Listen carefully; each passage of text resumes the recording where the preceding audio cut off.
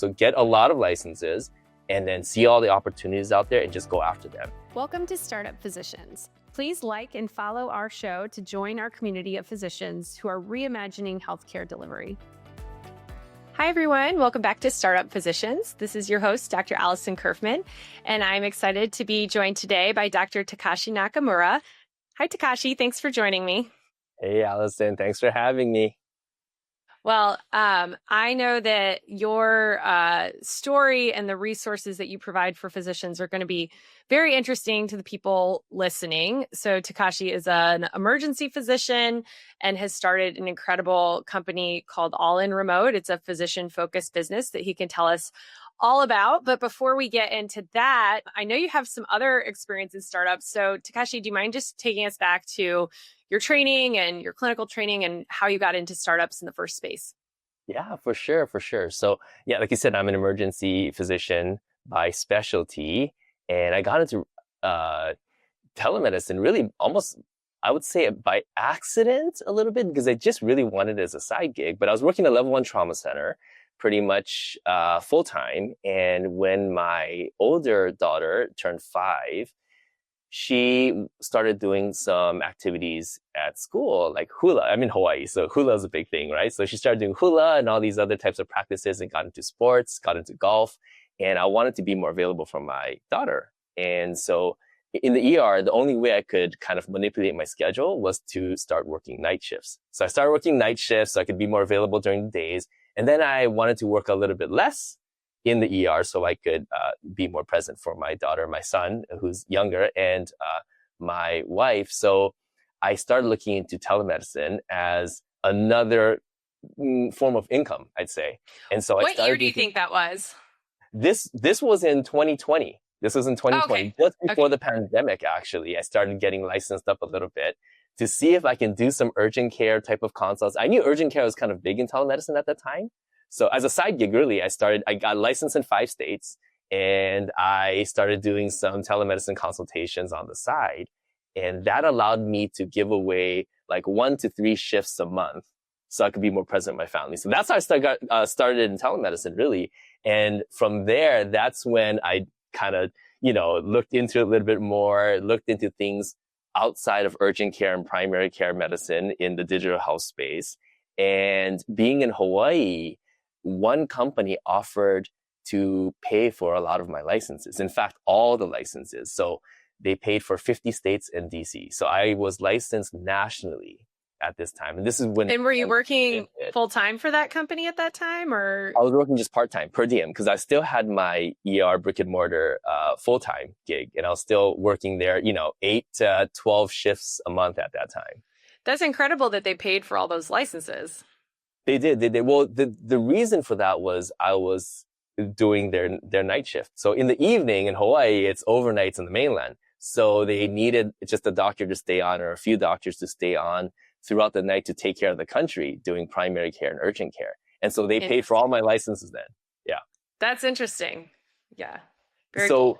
Yeah. So then I got licensed in 50 states in DC. And it turns out that I was like 1 in 50-ish doctors in the country that had all these licenses. And with that came other opportunities, not just clinical ones, but administrative roles and executive roles. And I was asked to help run the medical groups for some companies that were going national, because in order to, to comply with corporate practice of medicine rules for these companies, they need a physician who's licensed in the states that, they were going to treat. So they asked me to help. Yeah. That, for people listening, that is what is referred to as PC ownership, and it does have to do with compliance in corporate practice of medicine.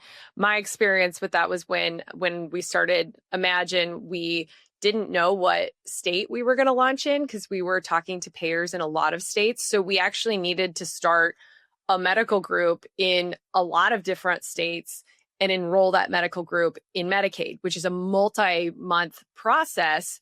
So you need to get the ball rolling, even though it's just kind of like a shell entity. There's not any care being delivered. And so we set up medical groups in all sorts of states, and some of them have requirements that medical groups have to be owned by a physician. And so the legal entity would be that that I owned the medical group and had a relationship with a management company, which is how like ultimately the funds would flow.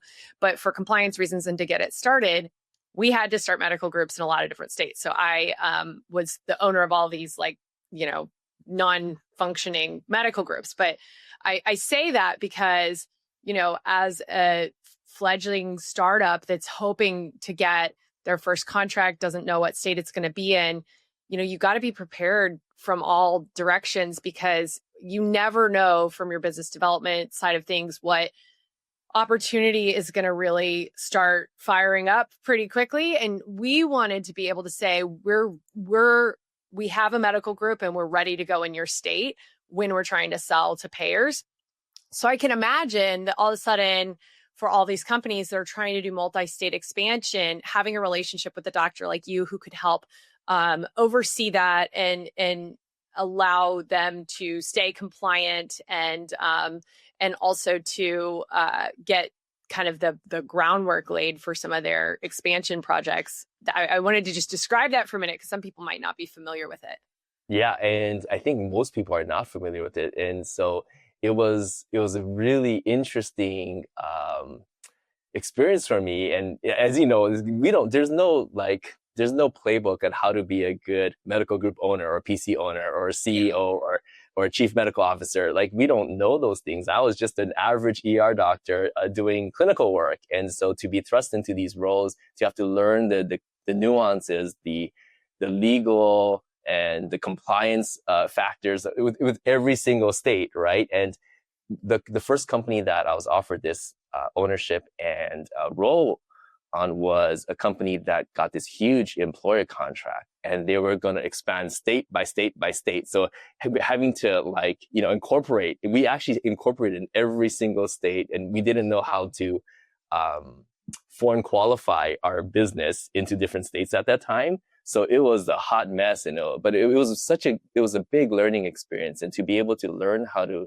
have an executive role, really, I think that did a lot. And so to be, licensed nationally now, and then being a PC owner, an executive physician, learning how to run startups really helped, me with not just this company, but with other companies and helping other companies grow, and being like a clinician, even within those companies, being a clinician and a backup clinician, because I'm licensed everywhere. Yeah. How did you find these opportunities, or did they find you? Because you were licensed everywhere, but were you like marketing that? Were you saying to companies or did they just find you somehow?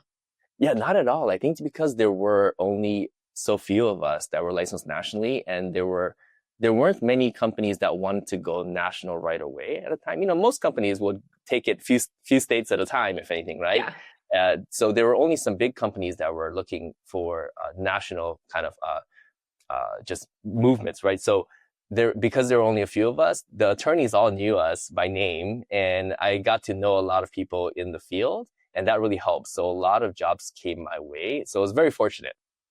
Yeah, that's amazing. And I think the other thing that it really illustrates is that you started with your clinical skills, right? You were able to get licensed and provide clinical care with these telemedicine companies because you're a physician with this background. But the first time you had one of these other opportunities, you probably didn't know the best way to do it. You weren't really super well. It's not like you completed a degree in this.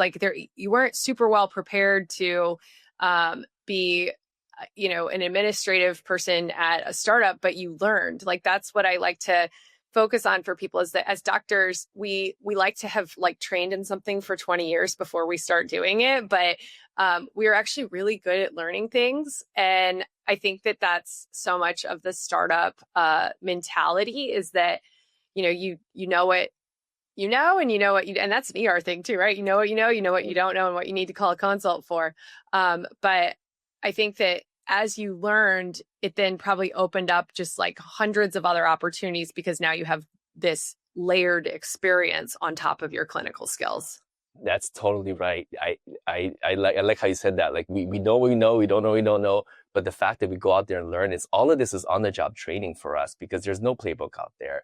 like we're saying, and there's no website that teaches you how to be a physician executive. Well, maybe there is now, but 5 years ago there wasn't. There's no YouTube that's going to teach you these things. There's no instructional videos. So I really had to just kind of pick everything apart. I had to go to a community. I created a community of PC owners and executives, people who are chief medical officers and fractional medical directors at, in the digital health world, and really pick their brains, and we kind of built a community of people who are licensed in 40 states or more.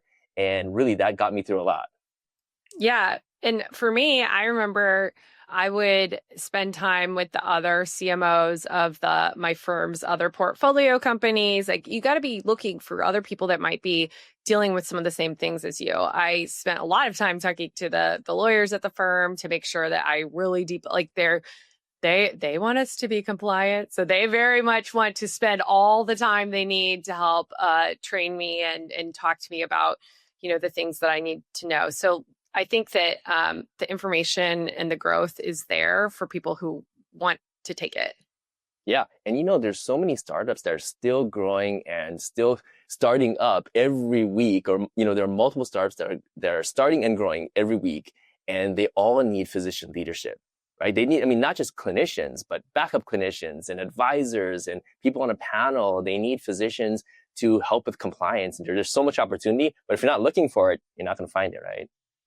Yeah, I think a lot of people are a little bit heads down in the traditional model that they're working for, and maybe tied up with some organizational politics and, their schedule and, all the things that go along with traditional practice. And sometimes it can be hard to see opportunities outside of the world that we know best. But as soon as you kind of pop your head out of all of that and meet people like you and me and the other people that are in both of our communities, you realize that not only are there so many opportunities, but there's so many, so much support and so many other people that you can, go along for the ride with.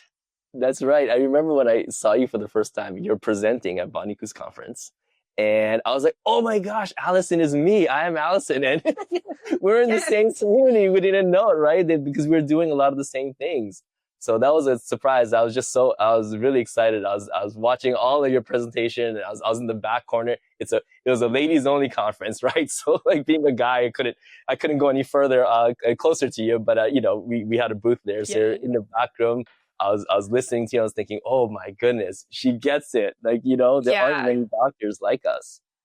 Yeah. And I think the other thing that I've heard from you and your partner that I love, and this is a core value of mine too, is an abundance mindset. So I have definitely had people be like, oh, like, isn't such and such community or this organization or something else already doing like the thing that you're trying to do? And I'm like, great.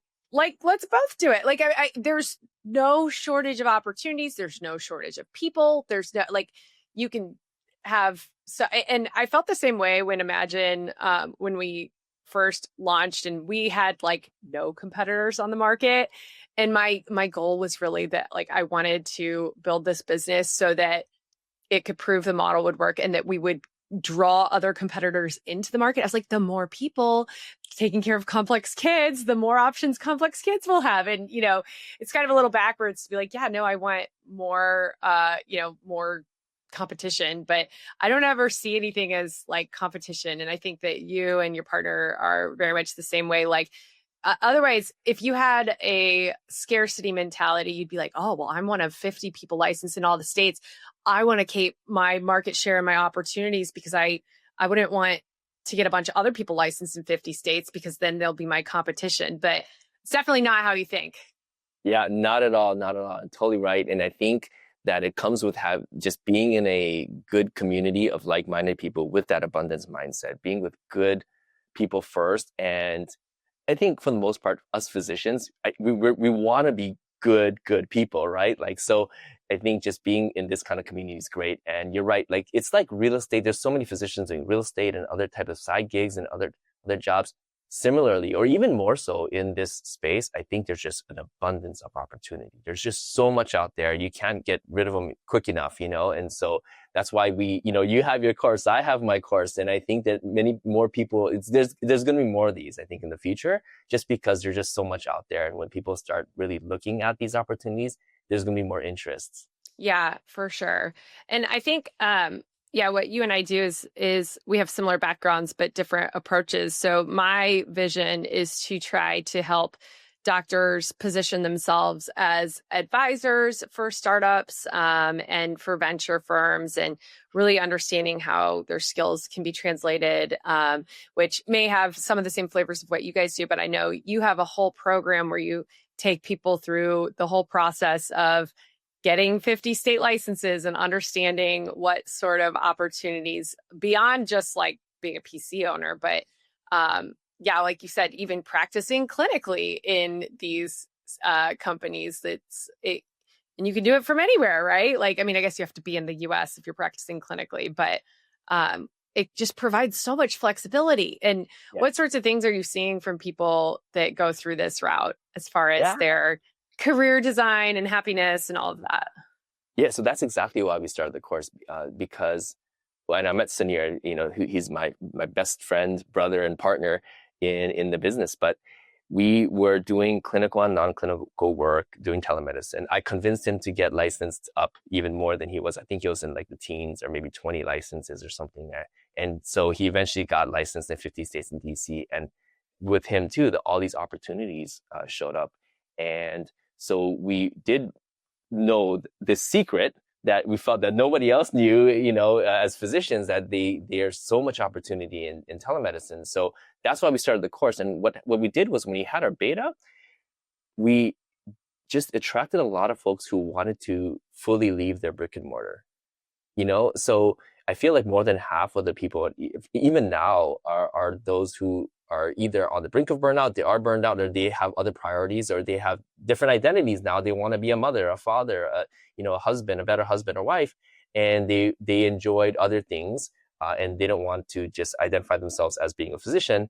And so we attracted those people. And so in order for them to have a good career within medicine or telemedicine, you want them to just be as leveraged as possible, right? So more license equals more leverage equals more opportunity. And we teach them with going kind of in that route, right? So get a lot of licenses and then see all the opportunities out there and just go after them. And a lot of folks initially want to make their income back, or in the digital, in telemedicine, they want to make whatever income they were making. Yeah, they want to replace what they were making. Right. So I think really our course has been kind of more designed towards getting people to have that opportunities, but also the option of making as much or more in doing telemedicine. And a lot of times it starts clinically. So they do a lot of clinical work. And then we also show them all these opportunities out there, all the non-clinical things, not just the clinical synchronous and asynchronous work, but the administrative stuff. If they want to do a nurse practitioner or advanced practitioner education, like supervision and collaborations, we teach them a little bit of that. We teach them a little bit of corporate practice of medicine, PC ownership, administrative and executive roles, and entrepreneurial things too. So it's this very comprehensive course, but it really that path from the beginning to end, it's really teaching them how to leverage their opportunities and do clinical work and enough to make as much or more compared to their brick and mortar income first. Yeah. And I've definitely seen evidence of people that went through your program, and then they're like, wait, there's all these companies starting healthcare, ventures. Like, what? I have an idea. I've got 50 licenses. Why don't I just start one? And so I see you guys sprouting out some physician founders as well. Yeah. And every physician member is different, I think, because they all have their own goals, their own values. They kind of see themselves doing different things. So we just try to support them as much as we can to do whatever they're dreaming of doing. That's great. So what sort of work do you feel like, other than the corporate practice of medicine stuff, when you talk about other like executive and administrative roles, do you see opportunities for doctors to do more strategic and sort of design work? And how have you seen that? Yes, totally. So we have members who are really into AI, marketing, just tech in general. Like, I'm not a techie guy. And I think the big misconception is that people who want to get into telemedicine, you have to have some sort of tech knowledge or something. Like, I am not that guy. I have one laptop. I tried to do the multiple screen thing. It didn't work for me. I have like an old iPhone. I'm not going to get a new iPhone until it breaks, right? I'm so not that guy, but you don't have to know tech to get into this field. And you don't have to be interested in, but I think it does attract people who are interested in tech or interested in just some specific part of the digital health landscape space. So, whatever they're interested in, I think as a coach now, I have to be a little interested, and now I want to learn a little bit more about it. We bring experts from all over to help teach and things. We also have some coaches who are experts and have some network or something like that, and we kind of help guide them. So whatever people want to do, we really try our best to get them, going down that path. Yeah, that's great. I think that it's a nice, like, stepwise approach that most doctors could probably easily see themselves delivering care virtually. Like, it's like, oh, okay, that's actually not that hard for me to envision. Like, maybe you're in a GYN and you work for a women's health telehealth company that does a lot of counseling and menopause treatment and things like that. Like, it's like, oh, okay, well, could I see how, like, maybe I have my own practice and I do some telehealth now. Like, could I see myself doing that sort of clinical work for a company? Yeah, that sort of makes sense. Okay. And then as they actually get themselves into the position to be able to find these jobs, perform these jobs, then they start to kind of realize like what the next steps could be. Yeah. And it's like, well, maybe I can do that. Maybe I want to do that, and maybe I want to run a business and learn how to get, investments or start, learn how to do a startup. And so I think initially people are clinicians, and you're right. Like, as they see all these other things, other positions that their colleagues have, like, maybe I want to do that, or maybe I can do that. And that's how it starts. And then they just kind of go these different paths. But I think that every 6 months when I speak with an alumni from our course, it's like they're like doing something completely different, have a whole other set of like interests, and doing. So it's really interesting because I think this field is moving so quickly. Like, whatever you're interested in, you can really just delve right in and get to work and get a few contracts doing kind of similar things. Yeah, I think a lot of times what holds us back is fear of like the unknown and not having the security of a full-time W-2 job. I think, you and I as emergency medicine have probably had a little bit better opportunity to kind of ease out of it. Cause like, okay, even if you're full-time W-2, if you're 15 shifts a month, you still have like a number of days per month that you could dip your toe in and try something else. But, I think it's hard for people to think of cutting back something that's very stable. I've certainly had at least 2 times in my career where I was making a really good salary. It was, the money came every 2 weeks. It was very stable, but it wasn't my passion or what I wanted to be spending my time doing. And, it took a little bit of a leap of faith to say, I'm going to go in a different direction. Yeah, totally. I think, yeah, for us ER doctors, it's pretty easy. You can just try to give away shifts and you can really hedge. For some others, it's really all or nothing. It's like you get your insurance and your pension, or you don't. And so I think it is a leap of faith for some people. And at the end of the day, if there's something on the other side that you really, really want, I think there's going to be regret in not doing it. So, it's all part of the mindset and coaching too, right? If that's what they really, really want, like, I want to help you get there. So let's make it happen in the safest way possible. So you don't you don't mess up and you're not stuck without insurance or something like that. You don't want to take unnecessary risks. But I think that a lot of what spurs people is exactly what, you started with, which was for my family and my parenting, I remember very clearly thinking that,